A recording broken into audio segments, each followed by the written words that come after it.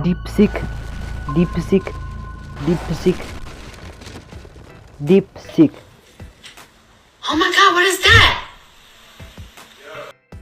ምንድነው ዲፕሲክ? ይሄን ያህል ኢንተርኔቱን ያጨናነቀው ለምንድን ነው? ዲፕሲክ እነ ቻት ጂፒቲን አልፎ የነገሰው ማን ስለሆነ ነው? አማርኛን እንደ ውሃ ነው የጠጣው የተባለለት ስለምንድን ነው? ለምንስ ቻት ጂፒቲ ሶፍትዌር የተሰራበት ገንዘብ የዲፕሲክ ሶፍትዌር ከተሰራበት ገንዘብ በመቶ እጥፍ በልጦ እንኳን ቻት ጂፒቲ በቅረት ተንኮል እንዲያስብ ያደረገው አስማቱ ዲፕሲክ ማን ነው?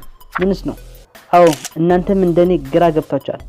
ለዚህም ነው በዚህ ቪዲዮ ስለቀላሉ ነፃውና ስለ ባለታማኝ መረጃው ዲፕሲክ ዋናና ጠቃሚ መረጃዎች ማለትም ለምን ኢትዮጵያ ውስጥ ይሄን ያህል ኢንተርኔቱ እንዳጨናነቀው ለምንስ ለተማሪዎች በጣም ጠቃሚ ነው እንደሚባልና ለምን እነ ቻት ጂፒቲ ባሉበት ለምን ባንዴ እንደነገሰ ከቻት ጂፒቲ ጋር ዋና ነገሮችን እያነጻጸርኩ የማሳያችሁ ይሆናል። ይሄ ቪዲዮ ለበክሪፕቶ ዙሪያ የምትሰሩ ለኮንቴንት ክሬተሮች፣ ለተማሪዎች፣ ለአሰሪዎች፣ ለሰራተኞች በቃ በአጠቃላይ ኦንላይን ዙሪያ ለምትሰሩ ሰዎችና ለኔም ላንተም ላንቺም ለሁላችንም በጣም የሚጠቅም ቪዲዮ ነው። እናንተ ባትሰሩም ለሌሎች እንዲዳረስ ላይክ ምናምን አድርጉ እና እንጀምር። የዲፕሲክ ባለቤትና መስራች ስም ሊያንግ ወንፈንግ ይባላል። ቻይናዊ ነው። እሱ በ2023 የቻይናን የኤአይ ኩባንያ የዲፕሲክ መስራች ነው። በ2015 ሃይፍላየር በቻይና የቴክ ቡድን አቋቁሞ በ2023 የቡድን አባላት ከቻይና ትላልቅ ኢንቨስተሮችና ባለሀብቶች ገንዘብ አሰባስበው ዲፕሲክ ላይ ሙሉ ገንዘቡን አፈሰሱበት።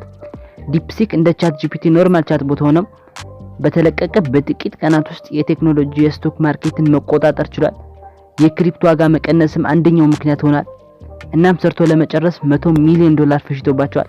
100 ሚሊዮን ዶላር ትንሽ ነው ከቻት ጂፒቲ እና ከገሚኒ ጋር ሲወዳደር። ማለትም ቻት ጂፒቲ የተሰራበት ገንዘብ 100 እጥፍ ዲፕሲክን ከተሰራበት ገንዘብ ይበልጣል። ገሚኒ ደግሞ 30 እጥፍ ዲፕሲክን ይበልጡታል። የጉግሉ ገሚኒ 3 ቢሊዮን ዶላር የፈጀ ሲሆን የአሜሪካ ኦፕን ኤአይ ቻት ጂፒቲ 10 ቢሊዮን ዶላር አልበላም አልጠጣም ብለው አጣራቅመው የገነቡትን ካምፓኒ ራሱን የተወሰነ ነገር አሻሽለው ቻይና በአሁኑ ሰዓት በሁሉም ሰው ተመራጭ የሆነውን ዲፕሲክን ሰርተዋል። ከዛ በዓለም አቀፍ ታላቅ ተቀባይነትን አገኘ። ሀገራችን ኢትዮጵያን ጨምሮ በአጠቃላይ በተለይ በቴክኖሎጂው ዘርፍ ውስጥ ባሉ ሰዎችና በተማሪዎች ዘንድ ከፍተኛ አድናቆትና ፍላጎትን አግኝቷል። በተለይም ኮድ ዲቨሎፕመንት እና በቋንቋ ሞዴል ላንጉዌጅ ሞዴል አቅሙ የተነሳ ሁሉም ፖዚቲቭ ምላሽ ነው የሰጠው። ግን ለምንድን ነው በኢትዮጵያውያን ከልጆች ወይቦች በተለየ መልኩ በጣም አሪፍ አቀባበል ያገኘው? አንደኛ የኮድ ዲቨሎፕመንት አቅሙ ነው። ዲፕሲክ ለኮድ ልማት ያለውን አቅም በተጠቃሚዎች በጣም እንዲወደድ አድርጎታል። በነገራችን ላይ ኮድ ዲቨሎፕመንት ማለት የተለያዩ አፖችና ሶፍትዌሮችን መስራት ማለት ነው። ስለዚህ ኮድ በማመንጨት በማረምና በማመቻቸት ባለው ብቃት ከሌሎቹ በጣም የተሻለ በመሆኑ ነው። ሁለተኛ የቋንቋ ሞዴል ችሎታ፣ ጽሁፎችን የመፍጠር በመተርጎምና የጥያቄዎችን መመለስ አቅሙ ከፍተኛ ነው። ዲፕሲክ በአማርኛ ውስብስብ ጥያቄዎችን መመለስ ይችላል። በኢትዮጵያውያን ከሌሎች የተሻለ ተመራጭ አደረገው። አንደኛ ምክንያት እነ ቻት ጂፒቲ ምናምን እንግሊዝኛ ላይ እንጂ አማርኛ ላይ መሰረታዊ የሆኑ ነገሮች ነው ድጋፍ የሚሰጡት። ማለት ለጥያቄዎች ውስብስብ ማለት ምንም ግልጽ ያልሆነ እና የተሳሳተ መረጃዎችን ይሰጣሉ። በተቃራኒ ዲፕሲክ ደግሞ ሙሉ ለሙሉ ትክክለኛ ግልጽና ታማኝ የሆነ መረጃ ሳያንዛዛ ይጽፋል። ሌላው ለየት ያደርገው ነገር ደግሞ ሌሎች የኢትዮጵያ ቋንቋዎችን መረዳቱ ነው። ለምሳሌ ኦሮምኛ። ዲፕሲክ ለኦሮምኛ መሰረታዊ ድጋፍ ይሰጣል። ማለት ቀላል ጥያቄዎችን ይመልሳል፣ ነገር ግን ውስብስብ ጽሁፎችን ሊያመነጭ ይችላል። እና ትግርኛን በተመሳሳይ መሰረታዊ ድጋፍ ቀላል ጽሁፎችን ይረዳል። ምንም እንኳን ሙሉ በሙሉ ትግርኛ ላይ ገና ማሻሻያ የተደረገበት ቢሆንም ግን አሪፍ ነው። ሌላኛው ደግሞ ሶማሊኛ ነው። እሱንም ከትግርኛና ኦሮምኛ ጋር ተመሳሳይ ይዘት ነው ያለው። በተጨማሪ ደግሞ አፋርኛ፣ ሀዲያኛ፣ ወላይተኛና ሌሎች አካባቢ ቋንቋዎች ላይ መካከለኛ ድጋፍ ይሰጣል። ሌላው ኢትዮጵያ ውስጥ ተመራጭ የሆነበት ምክንያት ለተማሪዎች ምቹና ተስማሚ መሆኑ ነው። ግን በምን ለተማሪዎች ተስማሚ እንደሆነ ደግሞ ልንገራችሁ። አንደኛ ነፃና ቀላል ነው። ማለት ለምንም ክፍያ አይጠይቅም። ለዚህ ነው ዲፕሲክ ከቻት ጂፒቲ ፕሮ ወይም ከገሚኒ አድቫንስድ የበለጠ ተቀባይነት ያለው።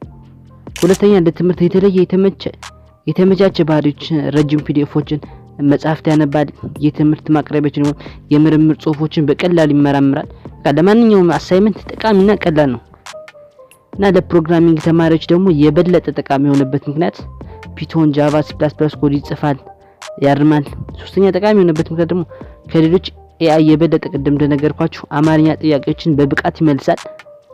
የእንግሊዘኛ ጽሁፎችን በአማርኛ ማጠቃለል ይችላል። እና 128000 ኮንቴክስት ድጋፍ አለው። ረጅም የትምህርት ሰነዶችን በሙሉ ያስተካክላል። በዚህ ደግሞ ከቻት ጂፒቲ የተሻለ ነው። በተለያዩ ፋይሎች ፒዲኤፍ፣ ወርድ፣ ኤክሰል ላይ ይሰራል። ለተማሪዎች ሁሉም በአንድ የሚያገኙበት በጣም ምርጥ መፍትሄ ነው።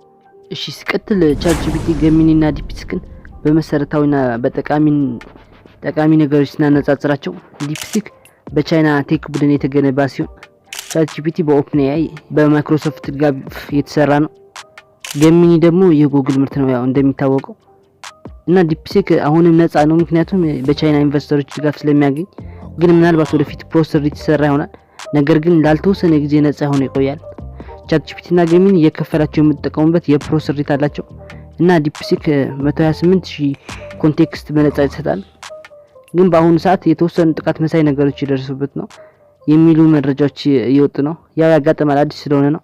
ስለዚህ ስለ ቀላል ፈጣንና ታማኝ መረጃ የሚሰጠው ዲፕሲክ እዚህ ድረስ ካያችሁ ላይክ እና ሰብስክራይብ አድርጉ። በቀጣይ እስክንገናኝ ይመቻችሁ።